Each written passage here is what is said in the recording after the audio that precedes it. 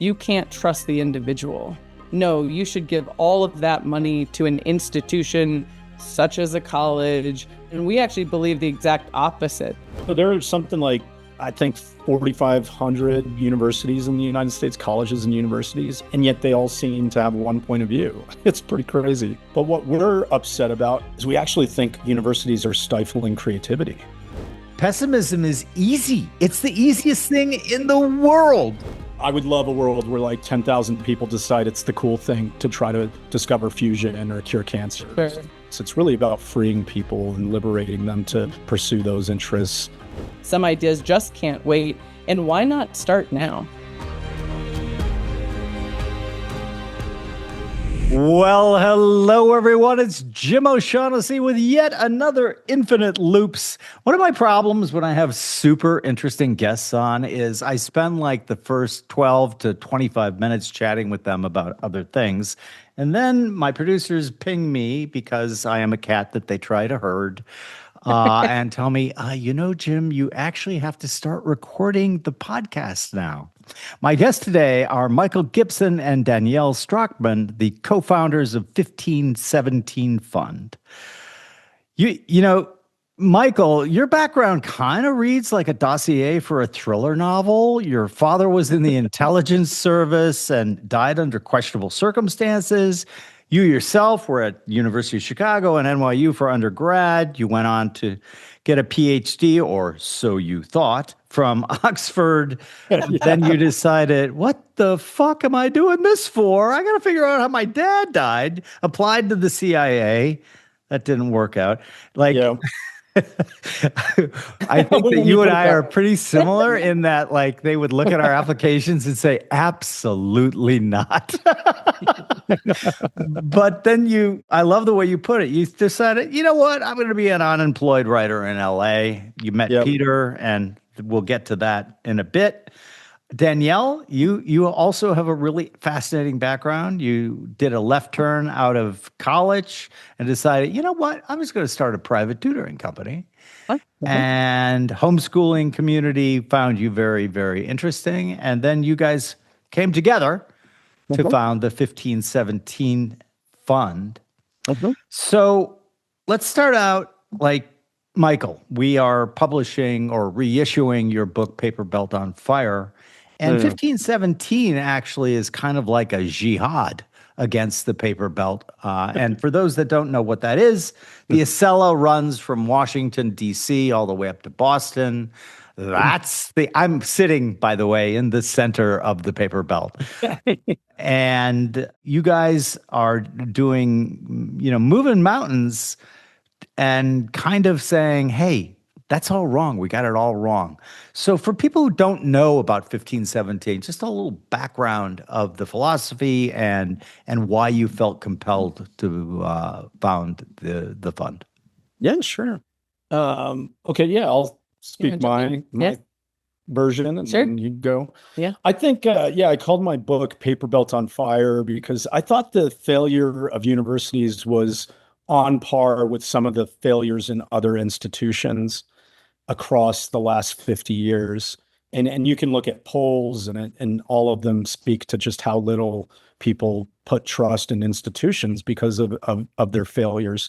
This could be the financial crisis of 2008. It could be the institutional response to COVID. Just a lot of different ways the media has failed and so on. And I thought that was part and parcel with the way universities weren't living up to their stated purposes.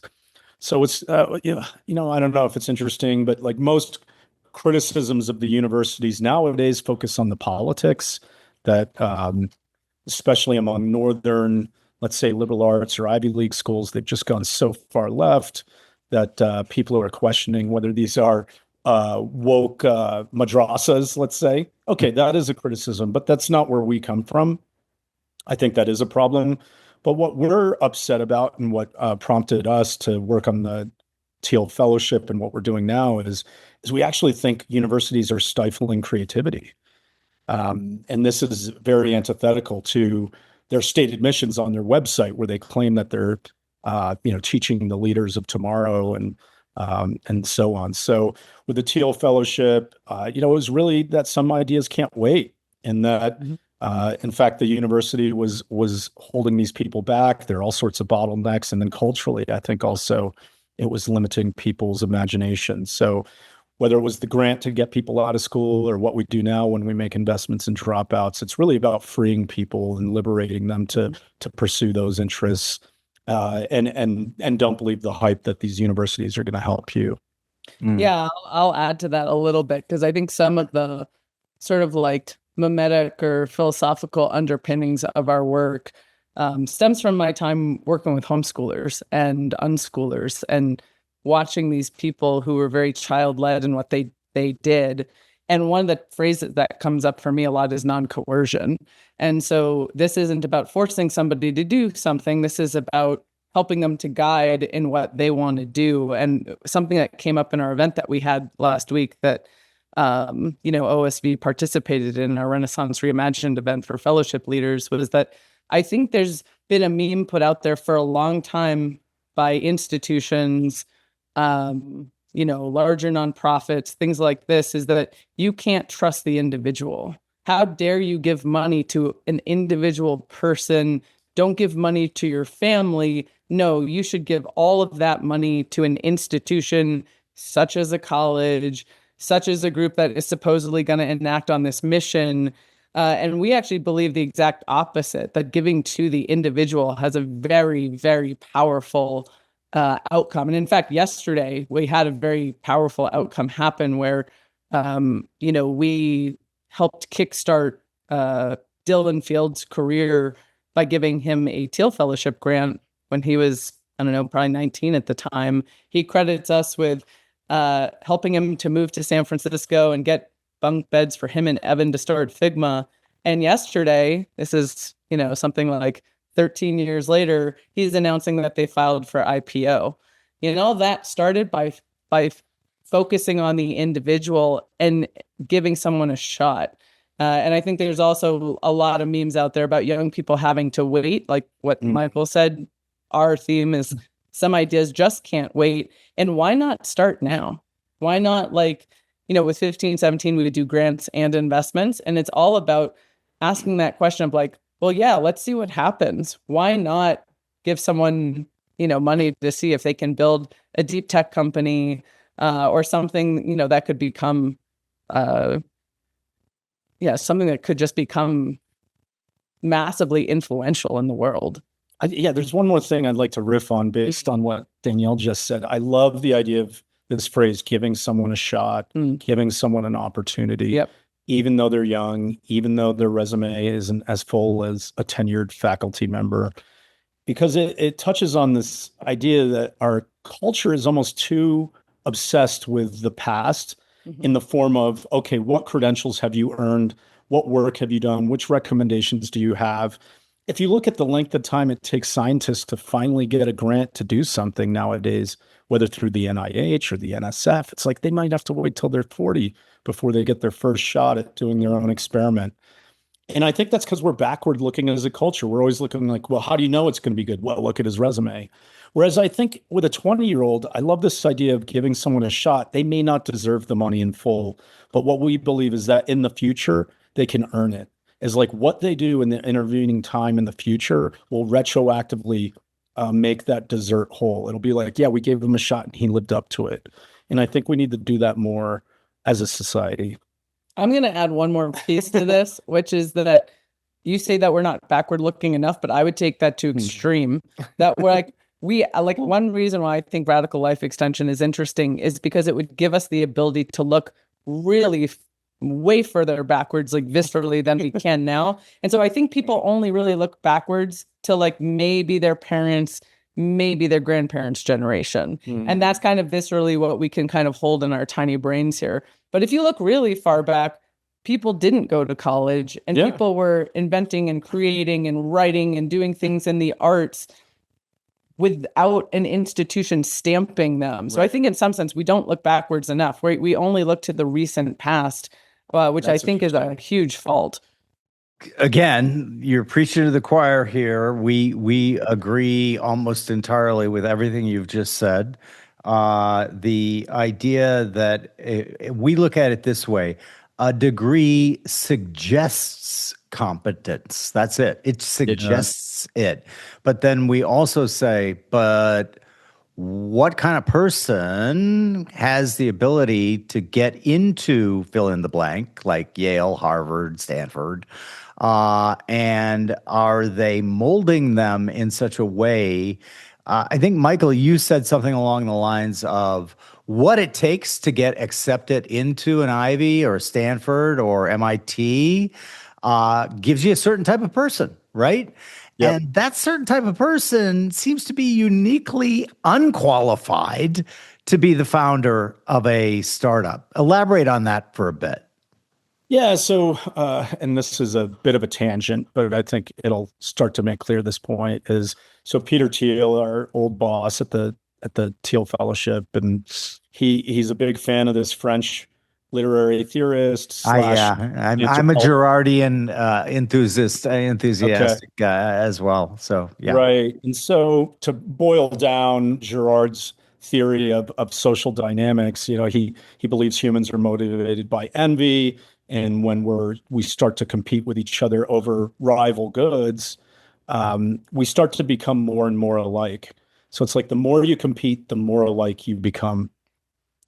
And so what I think Peter saw was that in American society in particular is like this massive competition to compete for children and teenagers to impress a college admissions committee.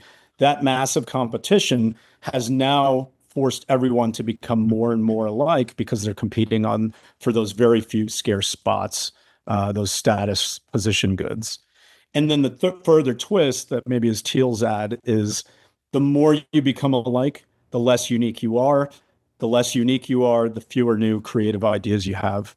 And so, like you're describing, is as everyone is fighting to get into MIT and Harvard and so on, in some ways, it's incredible that they reach that level of achievement. But in doing so, they have shaped their character to be quite similar to the other people in that mix. It's a certain type of person, for sure, someone who's good at getting jobs done and taking tests. But then this was another curiosity that Danielle and I discovered over time, which is like people are obsessed with IQ and smarts, but there's not a strong correlation. There's some kind of threshold effect where creativity is just some other faculty that is very different from IQ. There are so many high IQ people who are just conformist and do not invent new things or write novels or poems or plays. And so the types of people who are creative are they're just different types of people from high IQ, high achieving sorts. And I think our institutions are totally blind to that. The types of people that we found who became successful in the Thiel Fellowship were not those, achievement-seeking hounds. They were a little weird in different ways. I mean, to go back to Dylan Field, he wouldn't even share his SAT scores with us because we asked for that originally, and that was something we learned that yes, it did not matter in the event. Like it didn't have a lot of predictive value about how people are going to fare in the wild. So that's what I mean when I say universities are stifling creativity. I think it is that character deforming effect that is most problematic. Yeah, I think that's the huge effect, but I also think one thing that's stifling about that creative act is like the debt people go into for school. Because if you're a creative person and you come out of school, like when I started my tutoring company, I had very little debt and a very low interest rate on which to pay it off. And so that meant that I could do something crazy, like move from Boston to California with really no idea what I was doing and throw up some Craigslist ads before Craigslist was creepy and be like, all right, I'm going to start this tutoring company and I'm going to try it out. And I didn't need to just go get a job somewhere because I wasn't saddled with debt. So I could let my creativity flourish because I didn't have something weighing me down even after the indoctrination of school. Yeah. Really I sort of am the old version of that kind of person. Like the only reason I have a degree at all is because my mother begged me to get one.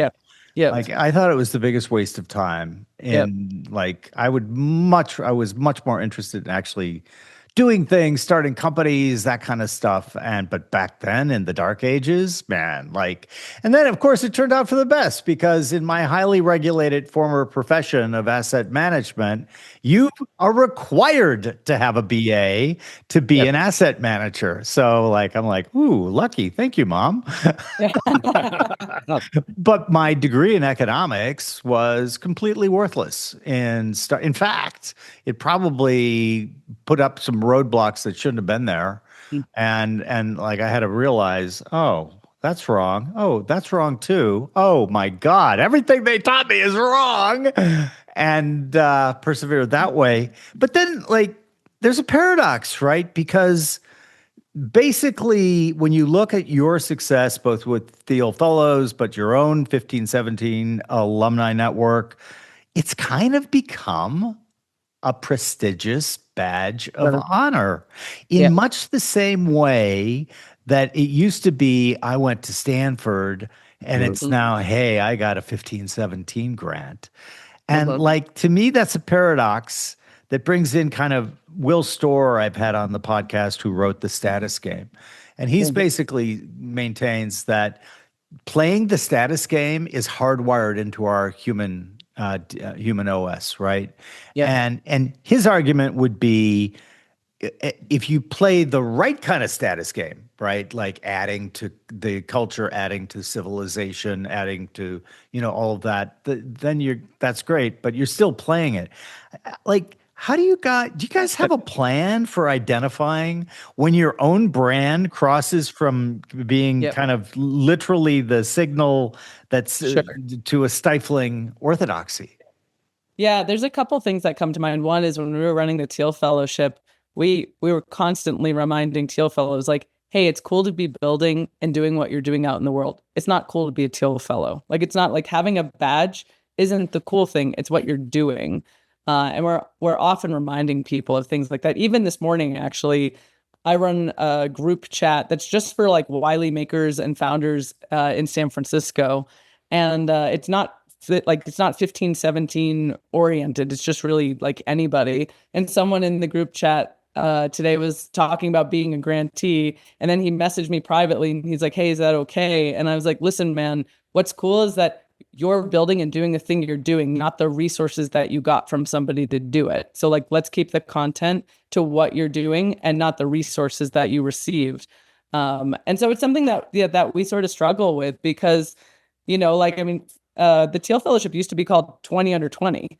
Right. And even just that whole thing of oh, and then there's 30 under 30 now, and they're 40 under 40, and all of these sort of status things, we know that we're a part of that, and we rail against it. I think for my part, I'd add that as long as you're solving hard problems, I'm not worried about status seeking, because it's just going to be really hard to do things like invent fusion energy, cure Alzheimer's and dementia. There are a lot of hard, outstanding problems that we still have yet to solve as a society. And so where I think the mimetic angle comes in is more the Me Too stuff related to almost trivial software. I think consumer apps, or just trying to be a founder rather than someone who is using a company as a vehicle to solve a major problem. I would love a world where 10,000 people decide it's the cool thing to try to discover fusion or cure cancer. Sure. That would be a great world. I mean, that was one of the driving forces when we decided to do the fellowships. It was kind of in the past, geniuses, creatives, innovators were all born, lived, and died without knowing that they had all of those talents and skills, right? Yeah. And now we have kind of a global colossus because we're interconnected, and we can now find and, more importantly, fund those people. And I just kind of felt compelled to do that, right? Because the idea, when I was pitching it originally to some more conservative friends, they're like, So basically, you're going to fund an island of misfit toys. And I looked at him and I went, precisely. Yeah, exactly. You're like, good, you get it. Yeah, exactly. Yeah. I think the thing about the Misfit Toys label, though, which is interesting to me, is that genuineness is so important to what we do at 15, 17. And so when people come to us, it's like the status seeking people, they just ooze it. You can tell who those people are right away. They're the name droppers. They're the ones flashing the fancy watch. They're the ones who like, the one-uppers, like all of that. And so the Misfit Toys label, I think, is great because those people can't help but be themselves. Right.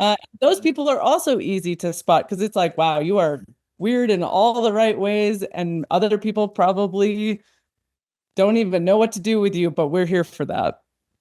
Which is really cool because you guys also do character screens, and like you've walked away from, on paper, technically stellar deals, and after like half an hour of coffee with the founder, you're like, no way, not gonna back this. I find that fascinating, and I read about some of the things you look for. You use the term the ATM founder, right? The guy who like ghosts you until it's time for money, and then they're all over. They're all over your text, and like, hey, feels very parental. It's like coming to Danielle and Michael, mom and dad, like, oh, I need a 20, and you're like, wait, why do you only come to us when you need a 20? Like, what's going on? And we have structures set up so that that's not the only time people come to us. So it's when people try to negate. People love to game systems. It's part of, I think, what makes the human spirit. But at the same time, like, we're trying to build relationships on trust and goodwill and good work. And that looks a lot different than, hey, can I get a 20? So yeah, the other one that you guys have talked about, you call it rich too early. I call it the lottery ticket syndrome. I've had a lot of experience with people who get lottery ticket syndrome. How do you, is that correctable? Like, let's say he or she makes it through all of your character filters and everything else, but then, God damn it, they get funded at like $100 million valuation, and suddenly their shit doesn't stink, and their way is the only way. What, do you guys have a way to deal with that if you're already in? Oh, I mean, we have a few things. I mean, we have a whole post that we've written called "Your Cap Will Kill You," and it's all about like, hey, listen, like that shiny number might feel really good in the moment, but you also have to grow into that. Like then that's a heavy, heavy lift. And also, we've seen this over time. When people go through different accelerator programs and things like that, they get this like, I'm better than other people thing going on, and at this point, we've become pretty good and pretty clear at just saying to people what we see. Hey, we've noticed like a little, like some of the humility is a little lacking right now, and some of the gravitas is going to get you in trouble. I mean, I had a conversation with one of our founders last week, who I think was getting a little too venti over Twitter for the wrong reasons and things like that. And it was like, hey, listen, like we are on a mission, and like a calling level mission here. And we, meaning all of us together, and shitting on people on Twitter isn't going to help you fulfill your mission. So like, let's get you back in the right saddle so we can get back to work here, and not in the like pounding one's chest, blah, blah, blah, and getting into the mimetic bullshit that happens all the time. Yeah. One guy that touches on a character trait that, like in psychology, sometimes it's described as this difference between external locus of control versus internal.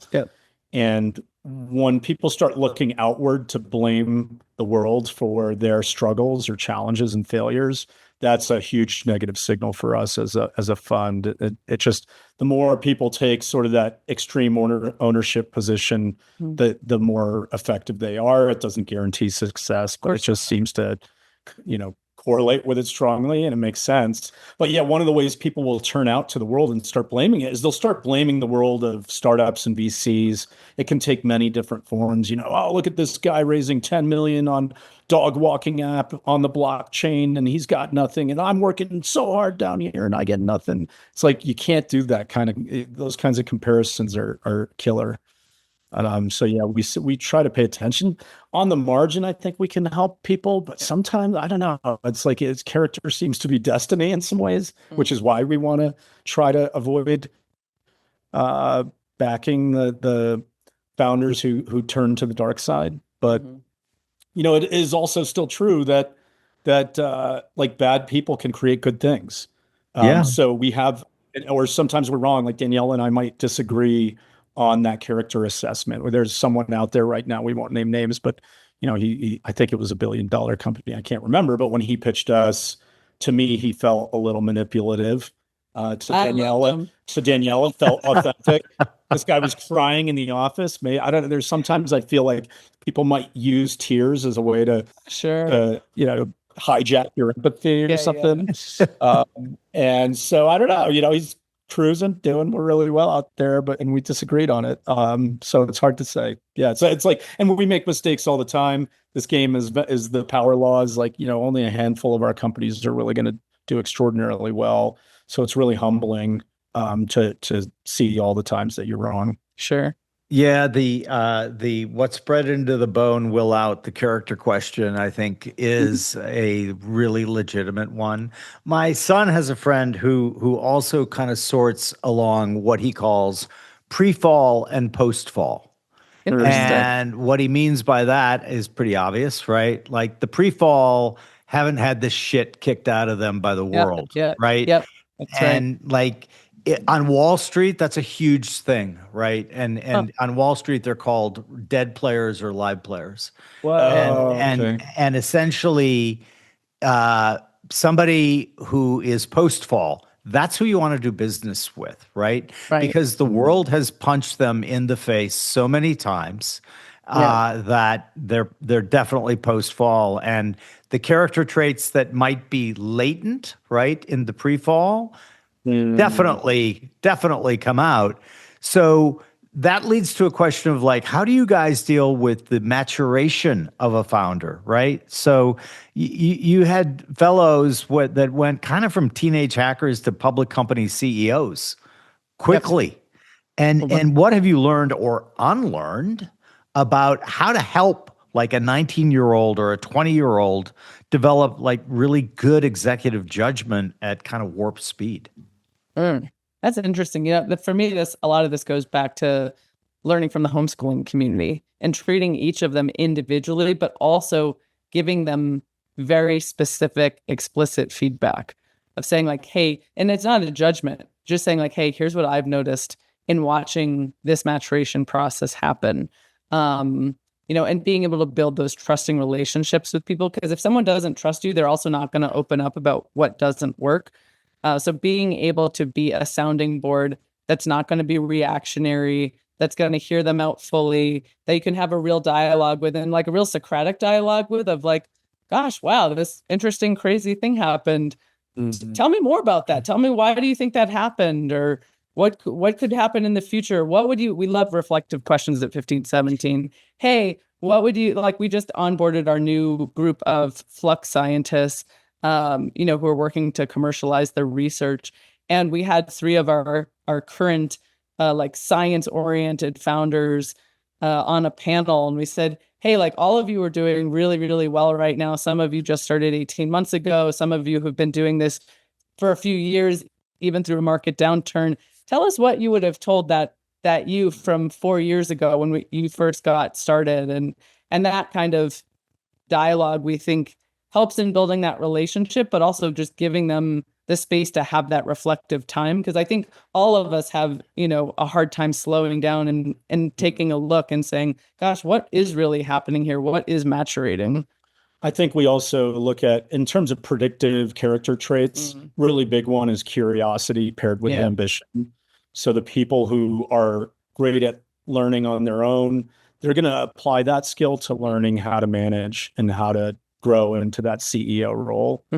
We've seen that with, we have different phrases for this. It could be acorn to oak, or crawl before you walk and then before you run. But what's guiding that is some deep curiosity into, okay, I need to learn these tools. There are other things too, like do they surround themselves independently with mentors and good coaches, good feedback mechanisms? But in the end, God, this reminds me, we had a funny, we called it the summit at the time. It's like a conference of Thiel Fellow applicants and people like them. And it was in Las Vegas. What year was that? That was 2014, I think. Okay, 2014. We had Tony Hsieh giving a talk, and then followed right after him was Peter Thiel. And Tony Hsieh gives a talk where he says the number one thing that matters in the success of a company is the culture, creating a strong culture, and that starts with leadership and so on. So Tony Hsieh gives that talk. Immediately after, Peter gets on stage and says, culture doesn't matter at all. The only thing that matters is success. And then he gives this, at the time, the example was Twitter. He's like, look at this company. They have the worst management. They have no leadership. And yet this product is doing remarkably well. So I'm not so sure culture is everything.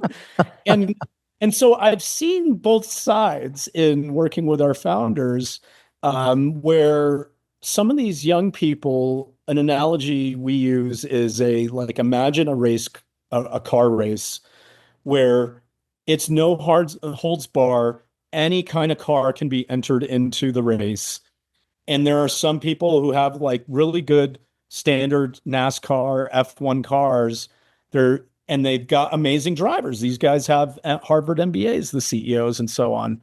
But then our younger founders come along and they've got this car souped up with like 5 rocket engines. This thing's going to hit into every wall imaginable, and they're not great drivers, but the engine is just so powerful it doesn't matter. It's like, it just goes so far. So, we do what we can to help people, but I won't go so far as Thiel in that respect, but it is true that like sometimes the competitive advantage, technological advantage can be so powerful that it makes up for a lot of like some of the shortcomings. Well, and I'll also add, in the current day and age, I think what's really interesting is that I think one reason we're also seeing younger and younger people building in hard tech areas is that there are these role models that have come before them that are only in their 30s now, who are like setting that example. And so it's like the Palmer Luckies of the world, the Vitaliks of the world, Dylan, like all these people, they've gotten to sort of watch build companies literally as they were 20 years old and do that throughout. And so they see these actual real-time examples. And I think that's going to get even deeper in the like young entrepreneurship culture of like, hey, I'm going to try to model not necessarily off of, I don't know, Steve and Woz. Like, that's what it's like, okay, we have these newer groups of people who are doing extraordinary work who they can similarly look up to now and model some of that behavior off. I do love that. When we started the fellowship in 2010, 2011, there was like 1 or 2 startup books on the bookstore shelf. And now there are 100. There's just so much lore being passed down, know-how transferred from, friends or just podcasts like this. And it's just really incredible how much is out there that does go a long way. Yeah. The several things to react to there. Internally, our little tagline at OSV is crawl, walk, run. Oh, funny. And so also mistakes are portals of discovery. Ooh, so I love that. we literally want you to make mistakes. We don't want you to make the same mistakes time after time, but we think that we reframe them as, hey, these are the greatest learning opportunities that we're going to face, and we got to look at them that way, as opposed to, the standard, oh, I made a mistake. No, great. What did we learn, right? Right. And then the other thing that really resonates with me is the idea that I think both the guy who gave the speech on culture and Peter are both right. And here's why. We believe that everything is downstream of culture. If you look at our verticals, you will see that they are all designed to tell better stories. A book publisher, a movie maker that focuses on documentaries. Guess what kind of stories we want to tell? We want to tell stories that are optimistic about the future, optimistic about the benefits that humanity can build in with innovation and all of these things. We have been under a regime, I call it the World Economic Forum. I hate those guys. Yeah, And like literally, thank God that they are so tone deaf with their propaganda campaigns, because like it's 2030, you will own nothing. You will eat the bugs and you will live in the pod and you'll be happy. Fuck you. But the idea of this pervasive culture of negativism, of learned helplessness, of all of these things, it's been kind of at epidemic levels for maybe the last 30 or 40 years. And so we need better stories, better movies, better aspirations. And like that is what we're trying to do with our various verticals. And you know, it's funny, the reactions, like Joe Wiesenthal of Bloomberg, he was on my podcast once and he was listening to me and he goes, "Are you an anarcho-capitalist, man?" I'm like, no. How do you guys deal with the kind of people who are kind of drawn to what you're doing, but they still have that, like they have their Harvard or Yale degree on the wall behind them, and like they still put a lot of meaning into that. How do you flip that kind of thinking? Yeah, I don't know how much we work with those people. I think we flip that. I think we flip that by making things about what people are doing in the now, and not what piece of paper did they get or who stamped them or something like that. Well, one of the things we hear when people come to our events is, "Gosh, it's so refreshing. Nobody asked me where I go to school." You know what I mean? So we're trying to normalize that you would just talk about what you're building and what you're doing, and not who stamped you to do the thing that you're doing. What occurs to me in a couple themes you were touching on there is this sense that people don't have agency to solve problems in the world. That we meet young people and I guess they're lost to the board because they'll tell us that climate change means doom for mankind, and you know maybe nations could act to change the situation, but no way a small group of individuals could ever make a difference. And so what I think, to your point, which I love, is like we need examples out there. We need stories to show that this can be done.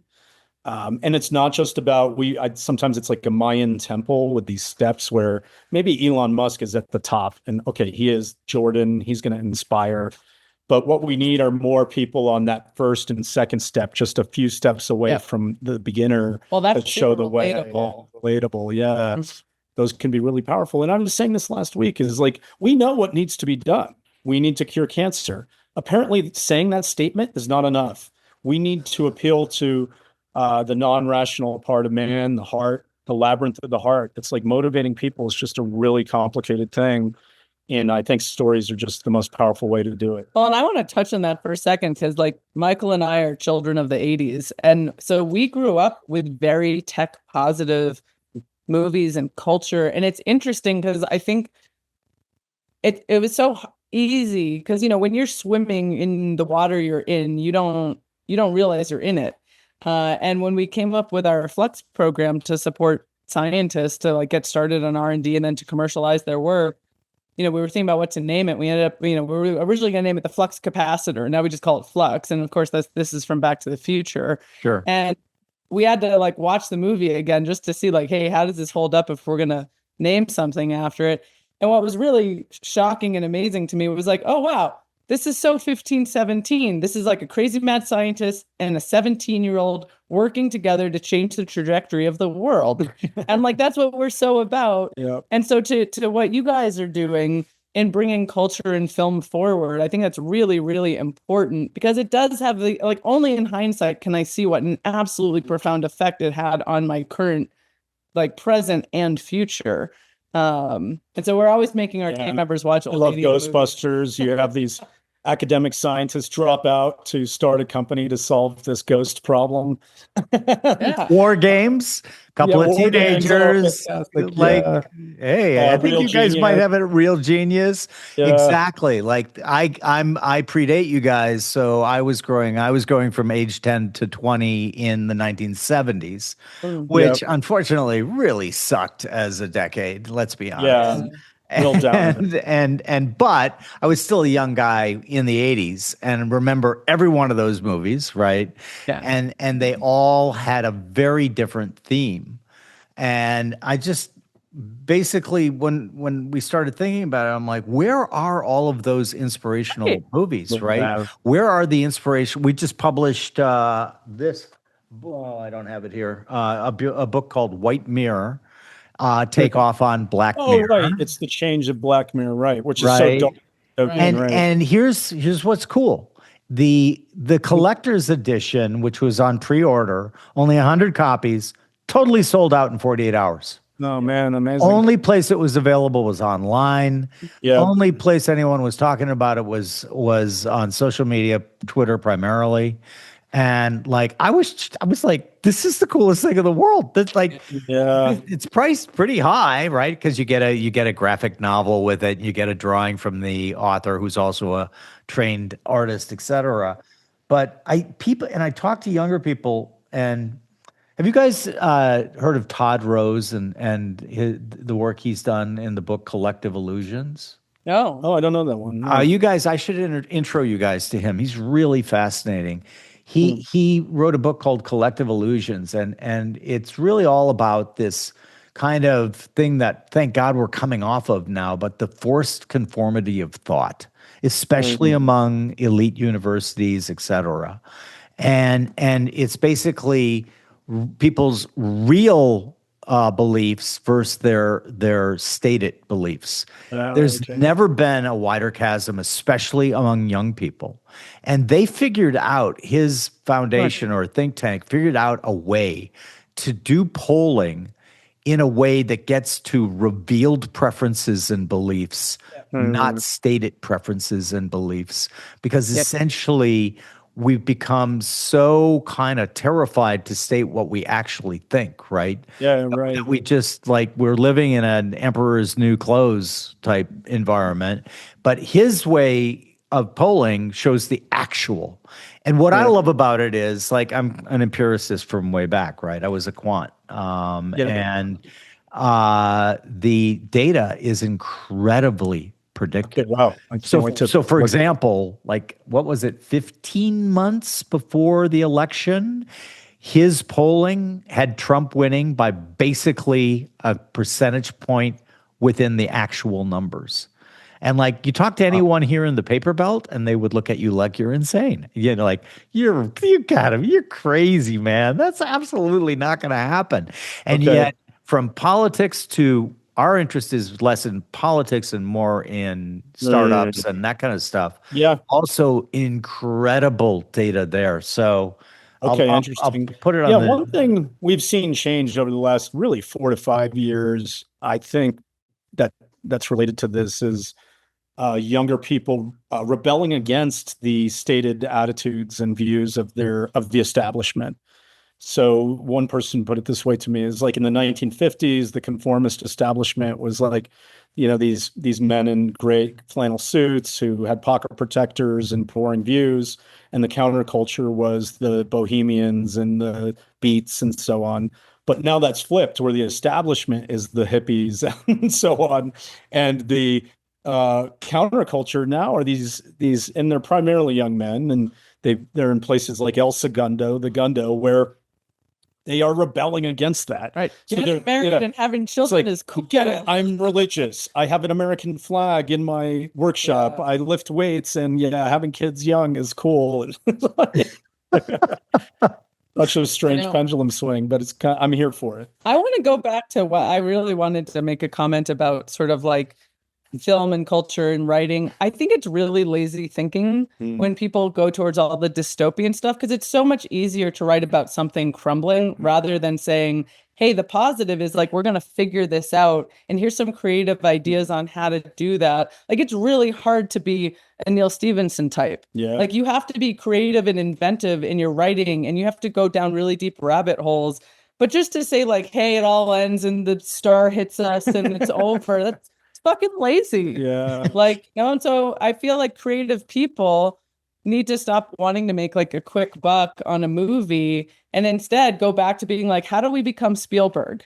How do we do something truly great? Because it takes imagination, it takes creativity to do that. Yeah. Totally could not agree more, right? Like pessimism is easy. It's the easiest thing in the world. Like, it's like, oh yeah, that's never going to work. Yeah, because of this and this and this and this. It's that external locus of control in a Totally sense. agree. Totally agree. Like, I can't do anything because it's all these other people messed up and exactly. And like the external versus internal locus of control. I wrote a series of letters to my kids when my son was born. I was 24 when he was born. Wow. And I decided, you know what? I'm gonna do this long-term project, and they're gonna be letters to my kids. And like literally that, I just reread the first letter. That's the first letter. What you will achieve is entirely inside you. It is not outside you. And I'm a big fan of Lao Tzu, and so I threw a couple of Tao Te Ching quotes in there as well. Have you read Harry Brown's letter to his daughter? Yes. Yeah, so I this is obviously reveals my libertarian roots, but I love that letter, and I read that letter probably in my early 20s, and it was, the letter basically states, just remember nobody owes you anything. And it's like, that's going to help you live your life in this crazy world. If you keep reminding yourself that, hey, this thing happened and you didn't like it, like, okay, well, nobody owes you anything. Like, and so what are you going to do from that place? And so I love that you're writing letters to your infant children to read, and, they're more cognizant. Yeah, what we did was, my wife's a photographer, and she's the competent one between the two of us, and she took the letters and put them into a readable format, because my handwriting, I could have been a doctor. But basically she did them all with photos from the time that the letter was written, and then put them in a book, which we gave them on their 21st birthday. Oh, that's amazing. And so it's, but going back through them, it's like, it is fun for me, because I'm like, oh, I've changed my mind on a lot of things. But some of the core things, like internal versus external locus of control, I have only deepened my belief in that, right? Like learned helplessness is a toxic mind virus, in my opinion. Really is. And it just kills people's initiative. It kills like their life, basically, right? Like it drives me absolutely insane. And I really agree with your idea. Like pessimism, God, that is so easy. So easy to be performative, to say, and sound smart. It's the creative, innovative, imaginative founders who are building the real future. Right. And but I definitely also believe, like the Kennedy moment, I call it, right? Kennedy, when he made that speech, he knew that we didn't have any of the tools that it was going to take us to get to the moon. Wow. But he knew that intentionally, but wanted a moonshot. And so that's why he gave that speech. And guess what? People were all like, we can do it. Yeah. We can actually do it. Right. And so those kind of like reach for the stars and hit the moon, right? Like if everyone is like, why go into space at all? It's a misuse of resources. Like, just shut the fuck up. Yeah. It speaks to the state of the culture where now when people use the term moonshot, they're happy to use it, but we have moonshots with no moons. It's like everything is less than the moon. It's like, hey, the moonshot is, I don't know, some small project to, I don't know, make a drug that treats something, doesn't cure it. Who knows? Well, we had a founder who we have an event each year called Santarchy, which is a Christmas anarchy conference.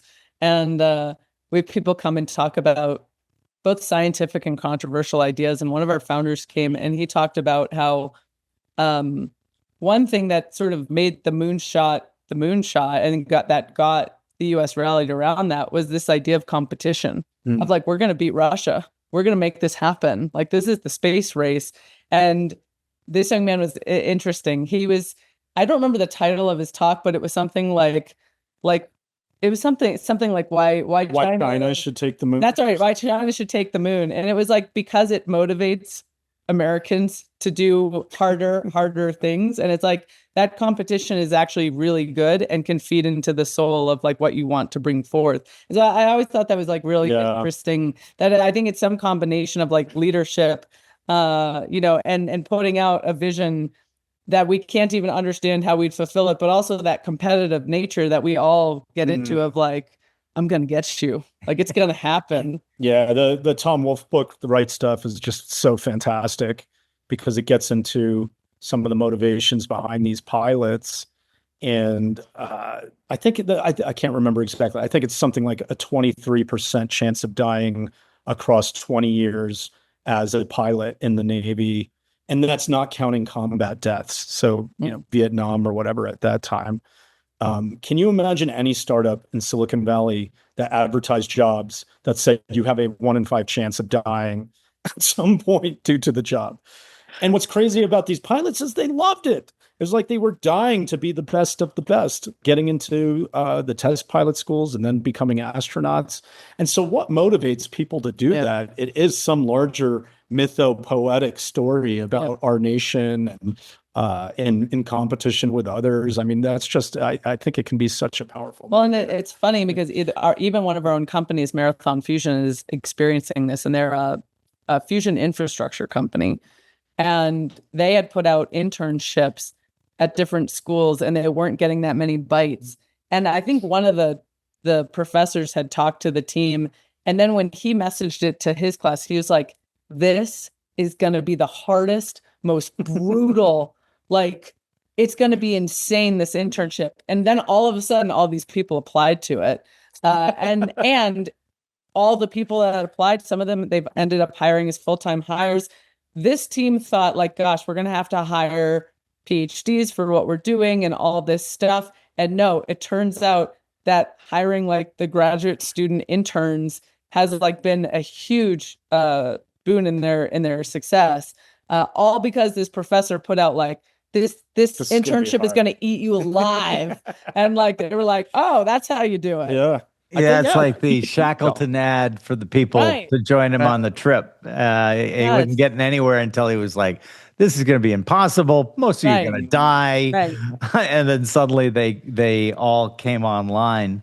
The point you were making, both of you were making about an us versus them, about the space race and all that. I have a thesis that actually that was much more of a unifier, the Cold War, than people understand. It was literally a super simple meme that it was us, freedom, democracy, free minds, free markets versus totalitarianism. The Iron Curtain, the secret police, etc. Real simple meme. And people could align on that particular meme.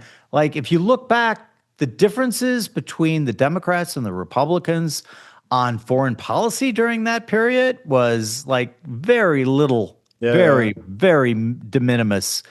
And then when the Berlin Wall fell and the Soviets fell not long thereafter, rather than being the end of history, it became the opening of this sort of, we didn't have a unifying goal in the West anymore.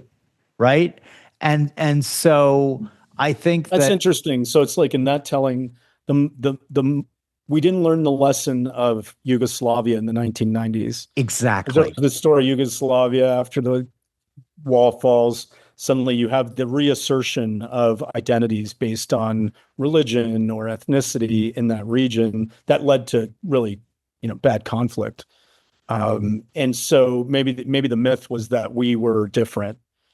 But what really happened was, we started to see the same thing, identity politics, all these conflicts in our culture nowadays could be traced back to that time. I think that's pretty insightful. Yeah. Yeah. And the idea is the simplicity of the meme, right? Like St. Paul memed Christianity into existence. He was the ultimate marketing guy, man. Like, I've toyed with doing a Twitter thread on it, but everyone at OSP is like, will you stop doing them as threads? Will you start doing them in our Substack, dude? But I definitely think that, like, I call it the Great Reshuffle. and I started using that term in like 2015. Like everything, the declining and collapsing trust in formal institutions, et cetera. There was a lot of rot that was pretty noticeable prior to like all of this kind of coming down at once. But I definitely do think that lack of that simple, like us versus them of the Cold War, it was a simple unifying meme. The minute that went away, you made it much easier, in my opinion, for this descent into the evolutionarily fit, maybe not a great idea, but very evolutionary fit of our tribe versus their tribe. That's how that's how you get identity politics. That's how, because it's so fucking easy. But I always like when I'm talking to one of those people, I'm like, well, you must really hate the blue-eyed tribe then, right? Because I'm a hazel-eyed guy, and those blue-eyed people, they're the worst. And they look at me like I'm insane. And I'm like, this is kind of what you're doing with the rest of your identity politics. I definitely think, though, that we are at a moment, right? And I think that there are tons of green shoots, like you guys, like what we're doing at OSV. I'm seeing more and more of that. Do you guys agree with that? Are you seeing more people open to the message? Like you were pilloried as the main guy, right? When Peter launched the thing, you had Larry Sumner's, well, of course, Larry Sumner's. Little bias there. But you know, I remember when I read his thing about how it was the biggest misuse of philanthropic funds in the world, and it reminded me of the quote that it's very hard to get a guy to understand something where his paycheck depends on not understanding it. Absolutely. But are you seeing more of that? Like, are there more people joining the Rebel Alliance? Oh, yeah. I think when it comes to the idea that college may not be the only path to a fulfilling, successful career. That's like becoming very normal. That's pretty normal at this point. The American gap year, very normal now. Like, it did not exist before. Like 15 years ago, people thought the European gap year. Americans never thought about a gap year. So yeah, on the higher education point, I think a lot has changed, and then you add the politics to it that has worsened, and the price has gone up. So I feel like that crisis is coming to a head on its own. Mm-hmm. When it comes to like this deeper issue of agency and problem solving and just believing in a positive vision, it's like the subset of people we work with. Sometimes I'm like, oh man, I just have so much hope for the world. But then I talk to someone who's not operating in our world, and they're deeply pessimistic. And they'll tell me, they'll say, I had a girlfriend who was an ER doc in San Francisco. So she saw, all these problem cases coming through the door every day. And we'd get in arguments because she'd say, look, I see homeless people coming in for their drugs every month, and you get to see some young person who says they're going to solve, space flight, I don't know, travel to Mars, whatever. Your world is inspiring. My world is very depressing. And so I feel like that conflict is very real, and it's hard for me to get a finger on the pulse of where it stands. That's a really interesting point, right? Like the old saw about the happy person lives in a happy world, the sad person lives in a sad world, the angry person lives in an angry world. Context is important, and I think that's a great example, right? Like if I was in an ER facing that every day, that's got to affect your attitude. Oh, of course. Right. And so that's really interesting. She said the most accurate recent shows this TV show called The Pit. Yeah, we love that show.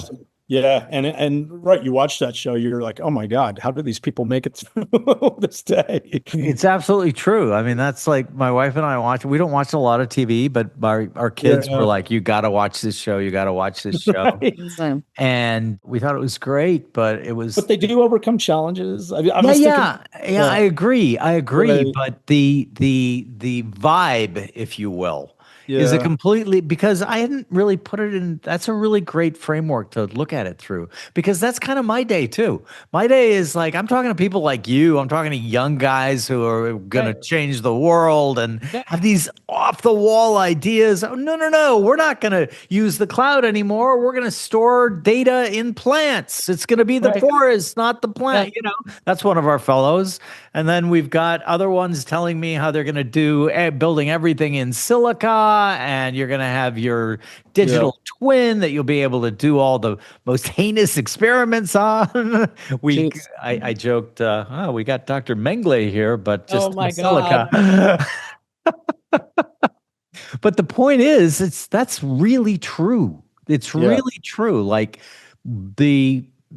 that's what I'm hearing every day, right? And Yeah. generally you.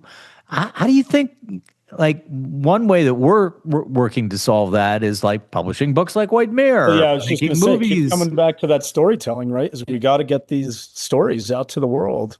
Well, yeah, one of our fellows is a young guy out in San Francisco, Jason Carmen, who just impressed the hell out of us.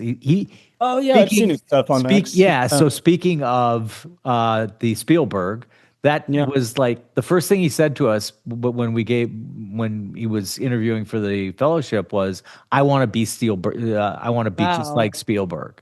And he had a Wow. long history of. We saw all the movies he made when he was 14, and Wow. so. Oh, no way.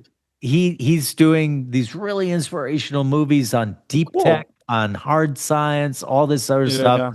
And we just hired him through our Infinite Films division to helm a movie we're making on Bell Labs using the book The Idea Factory Oh, as awesome. our script. And like he was just so into it. He was like, I cannot believe that I'm 20 whatever and you're going to actually let me direct this movie.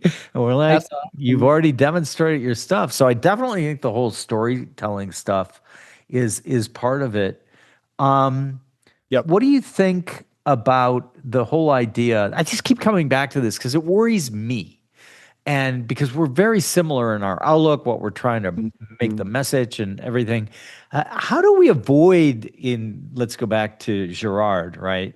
How do we avoid the sort of mimetic pull that creates its own monoculture, right? Like sometimes when we're having a thing with our fellows and our grantees, I'm noticing, right?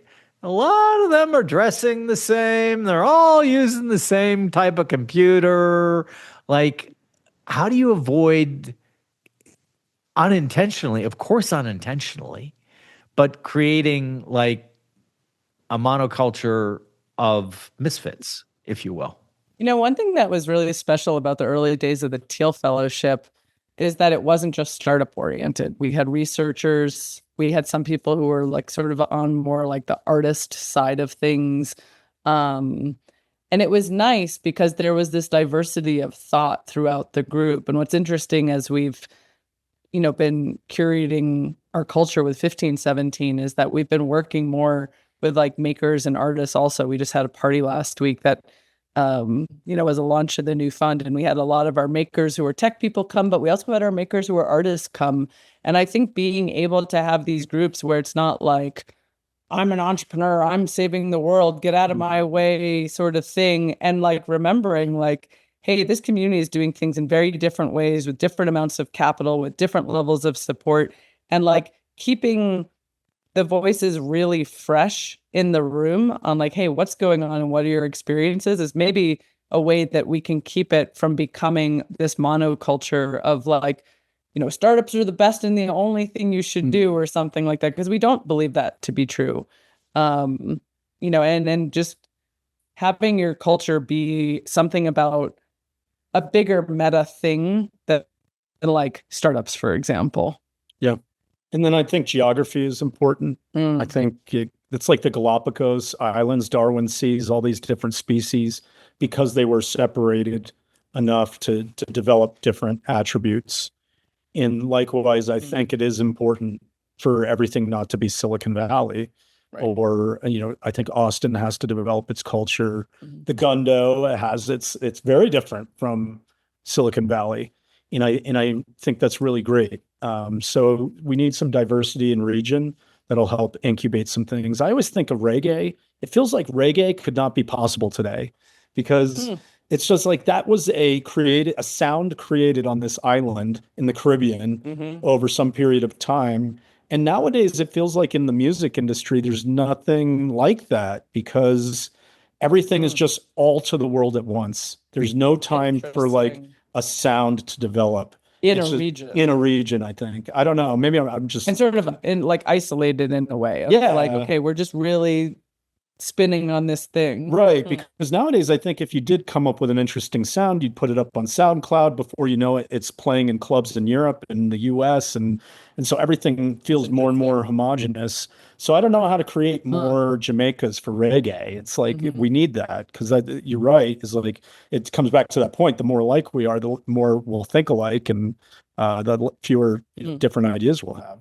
I love the reggae. Of course, I'm a huge reggae fan. Like that's how I spent my teenage years were very misspent. And I had a good friend who, our later teen years, he dubbed the dark ages.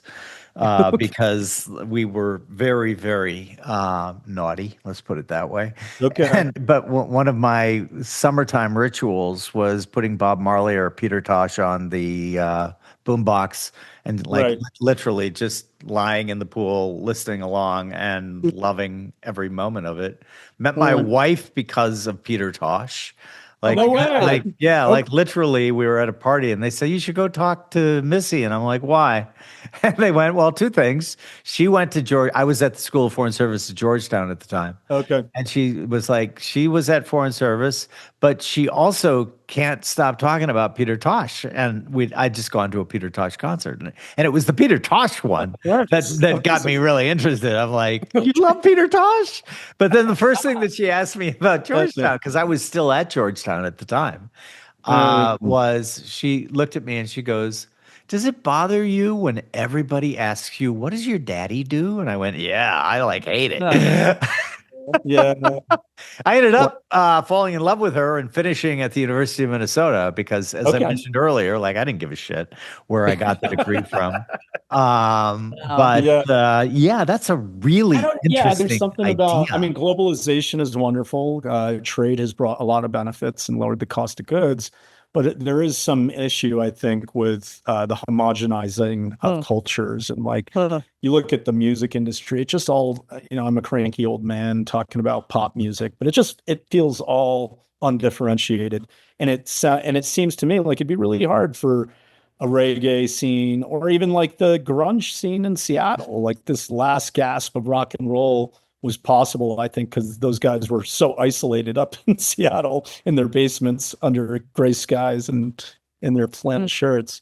So I don't know how a scene develops. That's open question that I think is kind of interesting. Yeah, I have a good friend, Alex Danko, who I've had on the podcast numerous times. And like we have an entire podcast devoted towards how to create a scenus. Oh, cool. Okay, right. Ryan has that term. Yeah, he was in a ska band. Nice. Okay, and like literally, he gave me a master's class on how to do that. But that's awesome. now God damn it, Michael! I'm gonna go down this rabbit hole for the rest of the day because I think you're right. Well, yeah, and then think about university. Right about this. So there's something like, I think 4,500 universities in the United States, colleges and universities, and yet they all seem to have one point of view. It's pretty crazy. Exactly. So, and then you look inside who's teaching at those universities, and it's just all incestuous. These people get degrees from one school, and then they work at another one, and that person at the other school goes to the other one. It's like, I don't know how we would do it, because obviously people are free to work wherever, but it would be kind of interesting to see more flavor and style associated with certain schools, like a certain way of doing things. You see this in science in the past, where like the revolution in quantum mechanics, I think, is stylistically in line with these crazy Germans and Viennese people and Swiss in a way. I don't know. It's hard. Like everyone wants to say physics is obviously about the, reality, and reality tells us whether we understand it or not. But yet I still think there's even a style when it comes to science, like the way you interpret the world, the equations you use. I mean, it's just so different. And I think we need all these different research paths. Like there was a Italian science, like there was an American way of doing science. And now it just feels like it's all the same. It's absolutely true. And it's like I have been on the soapbox forever about the fact that we need to be both Athens and Sparta. We need to be both Apollo and Dionysus. Yeah. It's this idea like C.P. Snow's The Two Cultures. I don't know whether you've read that book, but like Yes. I think you wrote that back in the 50s, if I'm not mistaken. And it's like this stark wall between the sciences and the arts was weird because for all of human history, it wasn't that way at all, right? Like the physicists who also love poetry and Buddhism and like all the crazy things. I think they got one thing right, and that was the idea about diversity.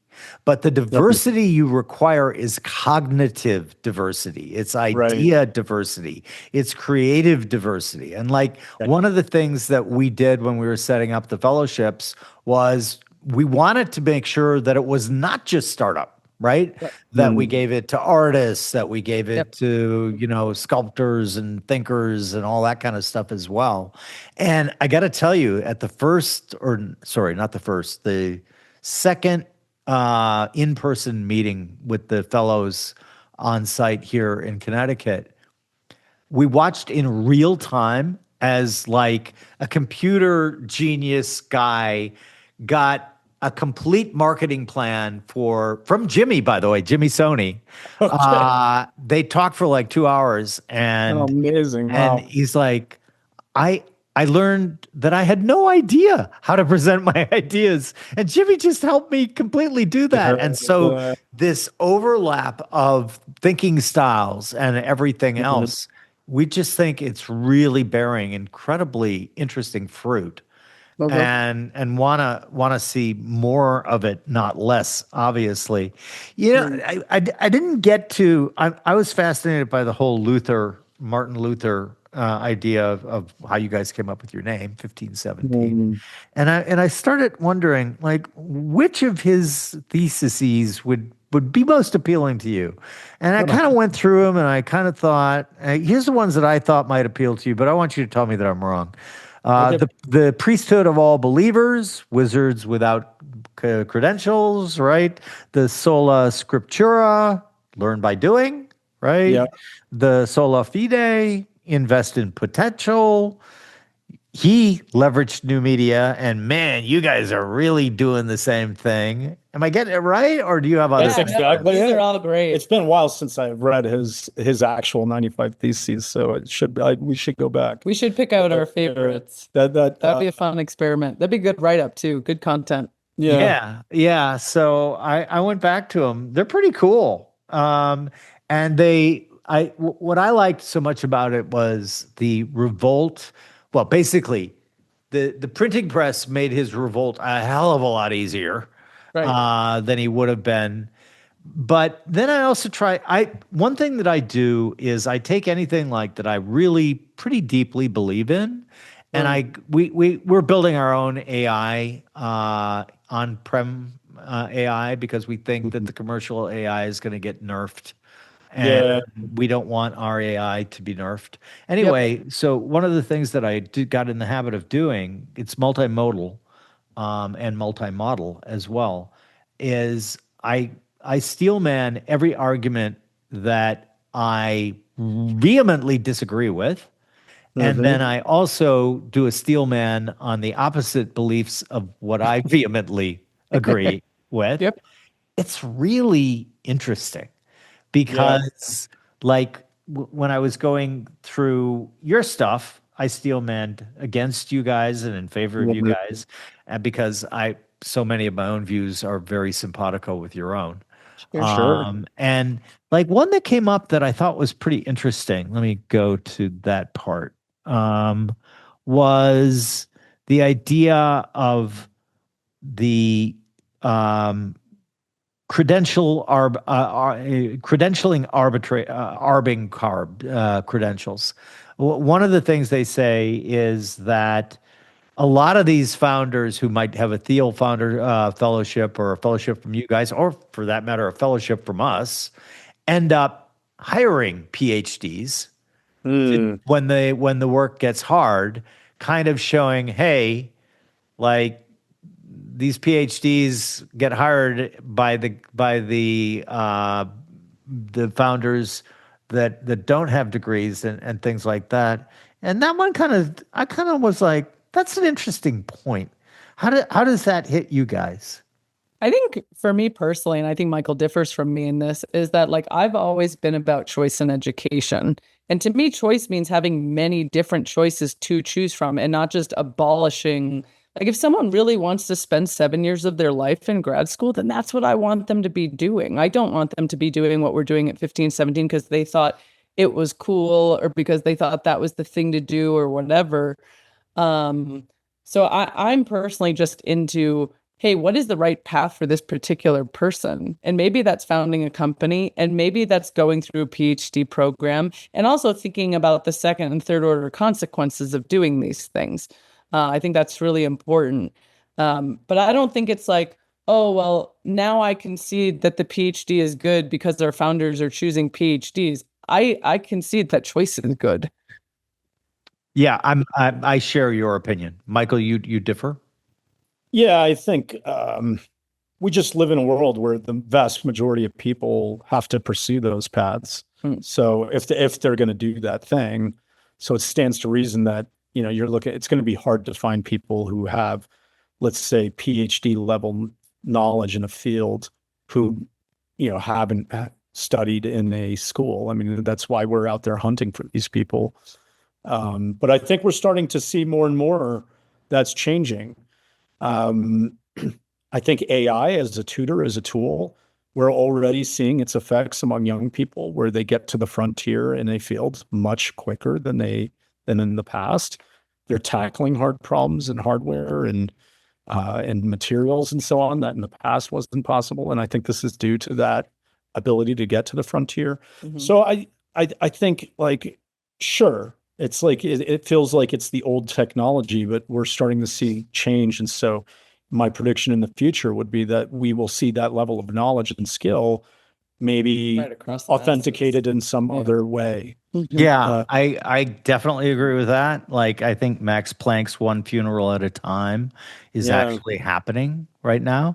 I had an experience, though, that like really pissed me off early in my career. Well, not so early, but I was pitching a university endowment on our way of investing, right? I made what they call the finals, and the committee was all PhDs in economics, right? Yeah. And so the conversation was wonderful. Like, literally, I was really enjoying it because it was a deep dive in the weeds about like why you can't measure risk using a standard deviation of return. I won't nerd out on you here. I won't go further. But anyway, it was really a great conversation.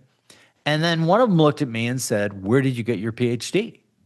And I'm like, I literally kind of laughed and said, "I barely have a BA." And like, I pointed at my book, What Works on Wall Street. I said, "That's my PhD." Right. Yeah. And literally, man, did the temperature change in that room. Yep. Like, literally, it went from convivial and fun and like everyone were really enjoying to like silence. They just put up the wall. Yeah. Needless to say, they did not hire me. Yep. but like, I definitely think that attitude might be dying out. Do you guys agree? We could go field by field. I think if we look at healthcare or, I don't know, some of the tougher sciences, it seems like that's where prestige is still the most powerful. I think what I would say overall, because I saw this in the homeschooling world all the time, that someone, would be a homeschooler out in the world and they'd encounter a family that sent their kids to school and people would be like, oh, are your kids sick today? Like, why aren't they in school? And they'd be like, oh, we're homeschoolers. And other people would get so affronted because what people tend to hear is when you do something different than them is they think the undertone is, and I'm doing something better than you. And it is absolutely not what is true that's happening. So my hypothesis on what happened to you in that room is that those people were affronted with, how could this person be as smart and as articulate as us without having gone through the same gauntlet? That just can't stand. So therefore, we will not hire someone who would make us feel like the emperor has no clothes because I went and did it this other way. But my view on all of these things is that, like, no one is implicitly saying because they make their own choice that their choice is better than someone else's choice. It might be better for them, but they're not implying moralistic or ethical value necessarily to it. And I think this problem is way more pervasive of people hearing that someone else is doing something different than them, and what they have to do is shame, attack, distance. And I don't think that's going anywhere. I think we're really bad as human beings at being able to go, wow, that is so cool that you're doing something different than me. Tell me more about that. We are terrible at that. Yeah. I was talking to a guy who I think might be the closest version to somebody who might actually be enlightened. I have kind of a rule of thumb that anyone who claims to be enlightened ain't. And he never makes a claim to be enlightened, but he was talking about our mutual interest in Carl Jung. And one of the things that the way he put it was really interesting to me. It was like,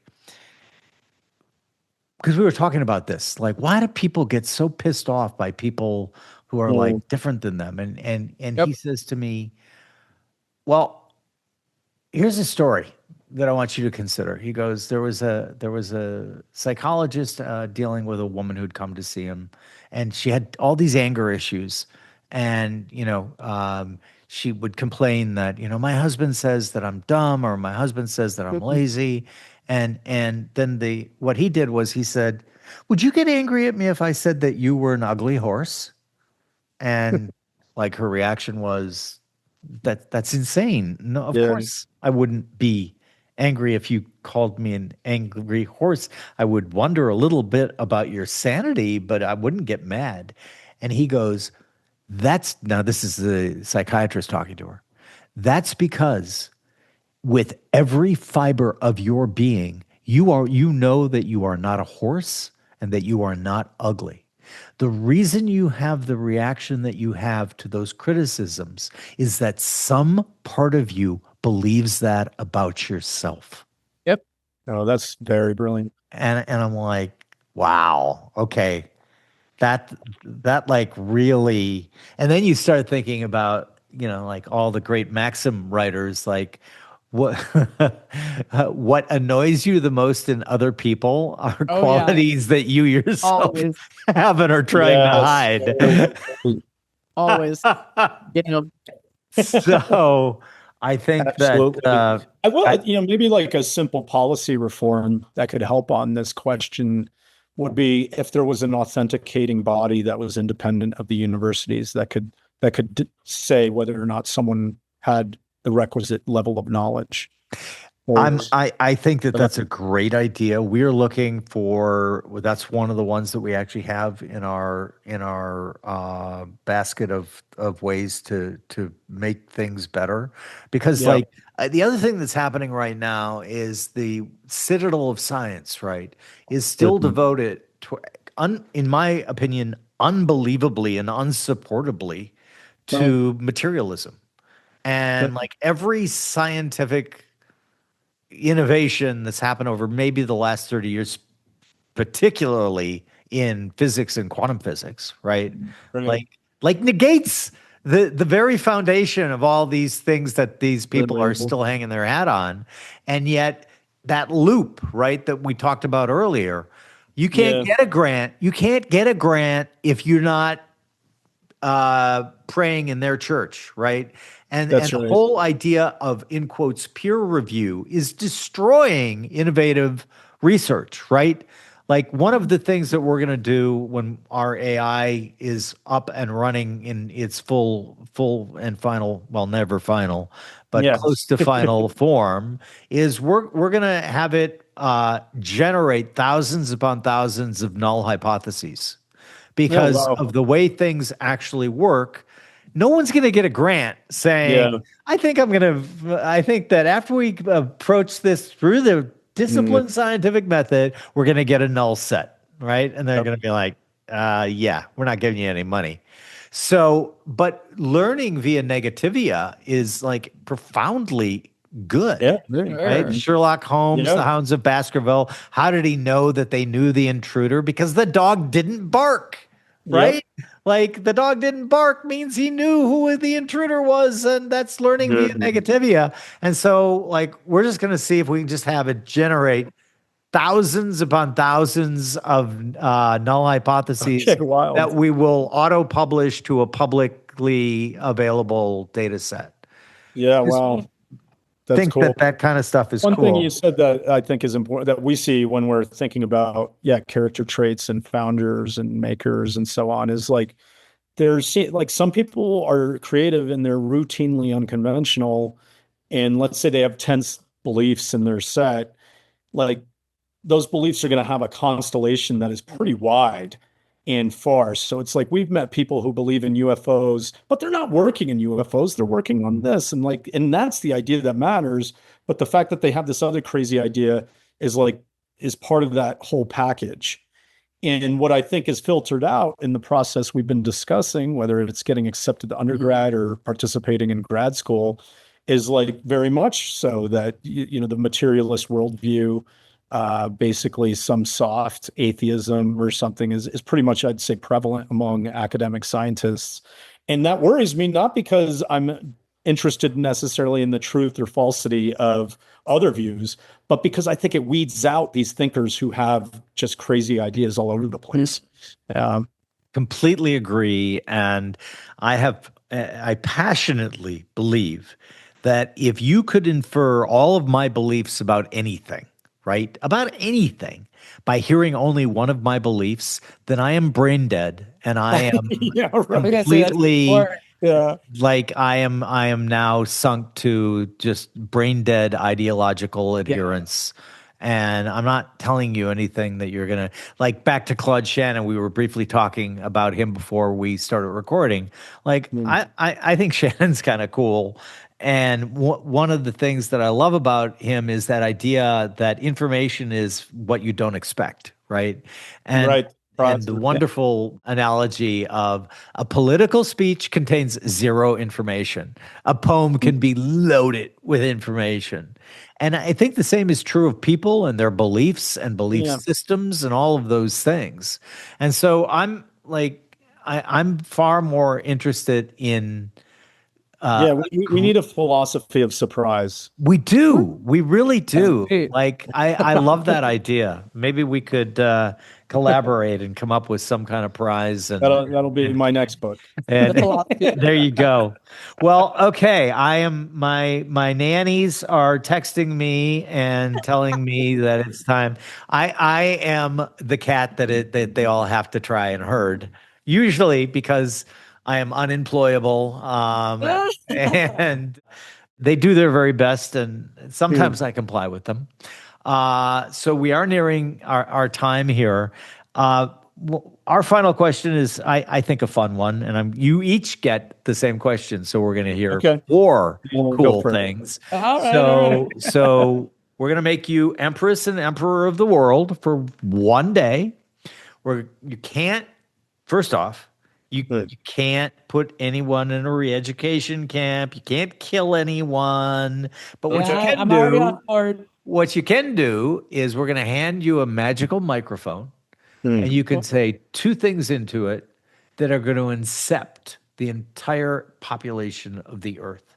They're going to wake up whenever their next day begins. They're going to wake up and they're going to say to whoever's there or to themselves, unlike all the other times when I had these great ideas when I was waking up or in the shower, I'm going to actually act on both of these two things today and keep acting on them going forward. So, Danielle, I'm going to start with you. What two things are you going to incept into the world's population? I mean, the words that come to mind, and I'm hearing this is like if it was just a 2-word phrase, it's make it. Oh, I like Get that. out there and make it. No, I like that. Yeah. That's very good. That's one though. Get out there and make it. You got another one. Oh, 2 ideas. I get not 2 ideas. words. 2 Get ideas. 2.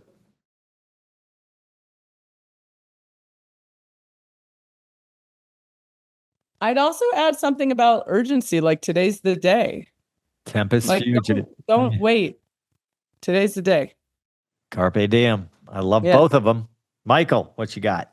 Yeah, mine relate to that. I'll go with, I feel like people don't realize that creativity is perishable, that it has a shelf life and they wait too long or they take too much time. Sure. And we really have to, and this ties into what we do in the whole conversation and like getting people started earlier is like, I think like athletics that people have a prime in their lives. And so I think we should take that seriously. The second thing would be, I'll go with IQ is not creativity.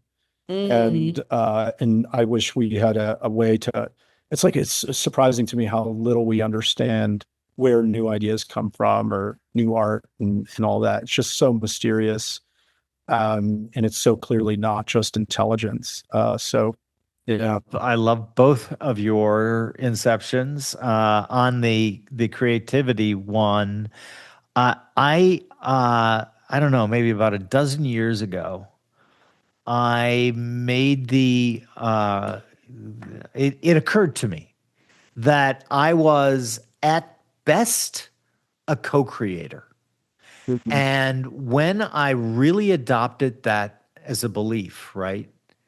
Guess what happened? Like the muses started singing to me in a way that they had never sung to me in the past. Yeah. Right. And like, I think that when this is my idea, you Right. can't have it. I'm not going to share it with you. That is a philosophy of scarcity. That is a philosophy of this idea can't grow other ideas, right? And Right. so when I really this is the way I refer to myself all the time. Like I'm at best a co-creator, and like it really opens up the floodgates, and the muses start singing. Maya Angelou has a great quote, and I'm not going to be able to quote it quite right, but it's something like creativity is the only resource that when you use it, you get more of it. Yeah, I love it.